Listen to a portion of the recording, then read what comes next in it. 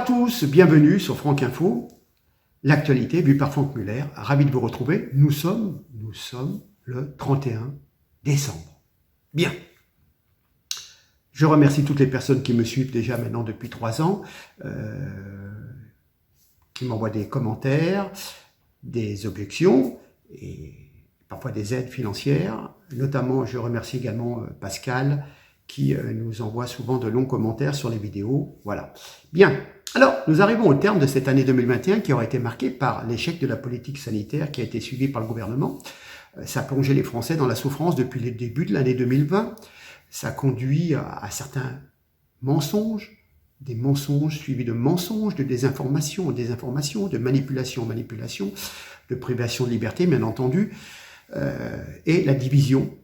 On se prend la tête entre convives, entre les pros et les anti-vac.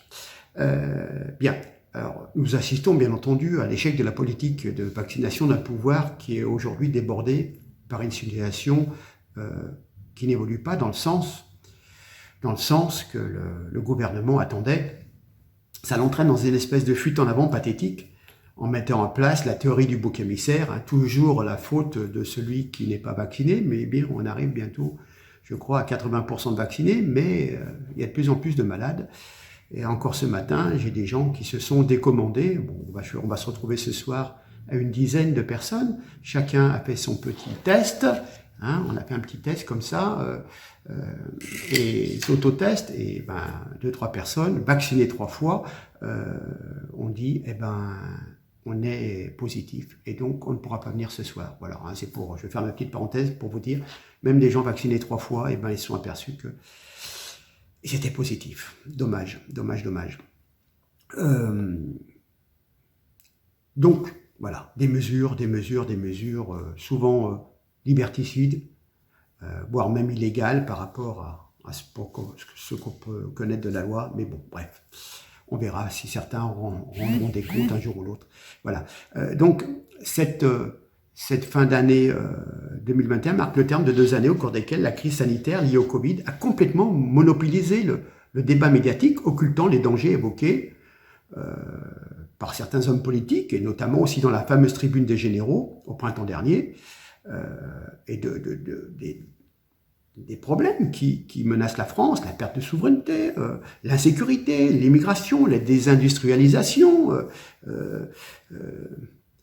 la fermeture des hôpitaux, encore 5000 lits cette année. Voilà. Et curieusement, le président de la République est resté silencieux et persiste à rester silencieux sur ce constat qui quand même recueille l'assentiment d'une large majorité de Français, auquel se rajoute bien entendu le pouvoir d'achat. Et là, je peux vous dire qu'à la rentrée janvier-février, nous allons avoir d'importantes hausses.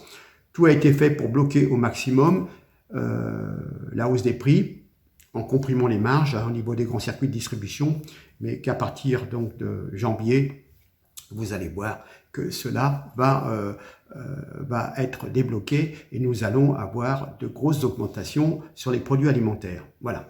Alors bien entendu, je ne regarderai pas ce soir Macron faire,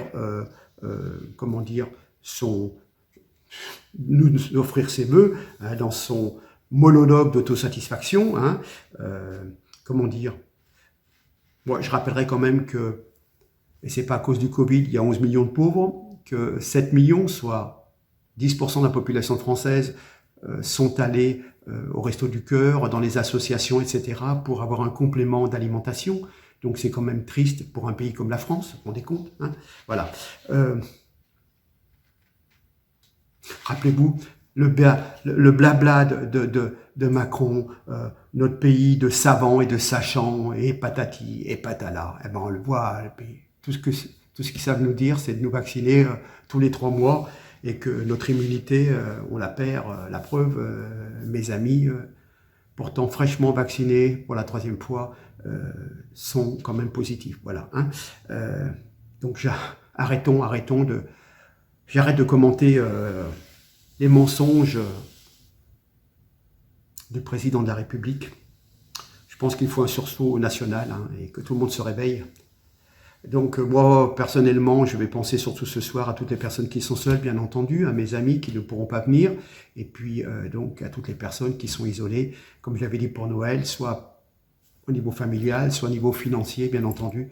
Hein, je vous l'ai dit, il y a des millions et des millions de pauvres en France, mais on distribue l'argent à tire-larigot dans tous les coins de la planète pour aider des gens qui nous détestent.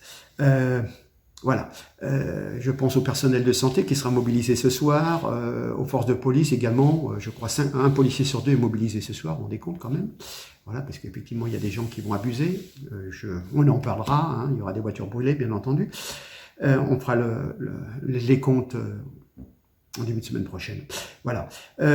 Donc, le mot d'ordre pour les 3 prochains mois, je pense que le mot d'ordre, ça va être éteignez votre télé et allumez votre cerveau. On est d'accord? Réfléchissez par vous-même, voyez bien que, et blablabla, et blablabla, et blablabla. Si ces gens étaient efficaces, ça se serait vu depuis 2 ans. Je vous ai passé dans ma dernière vidéo une compilation de toutes les bêtises, toutes les conneries qui ont été dites par des membres éminents de ce gouvernement. Voilà, bon. Je vous laisse, je pense que cette vidéo, vous aurez l'occasion de la visionner plutôt demain, 1er de l'an. Donc, je renouvelle mes vœux. Ben, mes vœux, ça va être donc que tout le monde se réveille, allume leur cerveau, réfléchisse et je souhaite que les vœux d'Emmanuel Macron soient les derniers de cette présidence de 5 ans, mais aussi que ça soit véritablement les derniers, c'est-à-dire qu'on ne le revoit plus à ce poste et que donc aux élections présidentielles, une autre personne aura en charge la présidence de la République française. Voilà ce que je souhaite le plus ardemment et qu'évidemment cette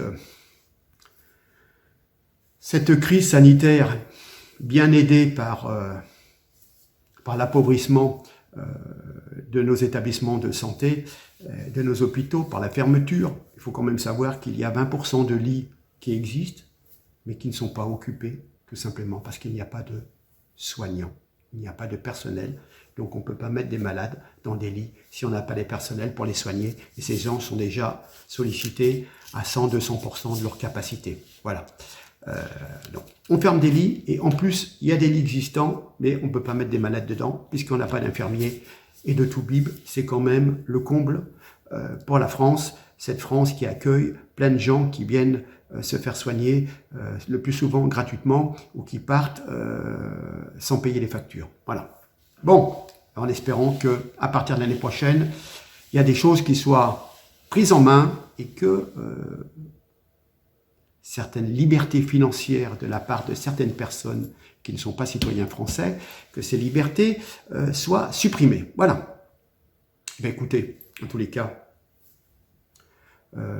j'espère que vous aurez le réconfort de vos amis ou de votre famille en ce début d'année, sans trop se prendre la tête au niveau de ceux qui sont anti, ceux qui sont pro la piqûre, hein, on est d'accord.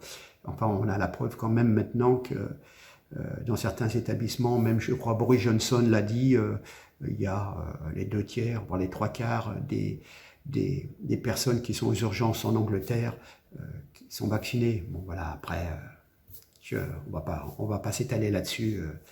C'est pas tout à fait le top 1, le top des soins. Bref, sur ce, allez, je vous laisse, je vous salue. Je répète, j'aurai une pensée ce soir pour toutes les personnes qui seront seules et j'espère que beaucoup de choses vont se terminer en 2022 et qu'on va se réveiller. Éteignez votre télé, allumez votre cerveau, réfléchissez depuis 2 ans à tous les mensonges, toutes les manipulations. Sur ce, je vous salue, messieurs, mesdames, je vous fais un bisou, 2 bisous. De bonne année et heureuse année, et j'espère que tout va aller mieux. Au revoir, merci.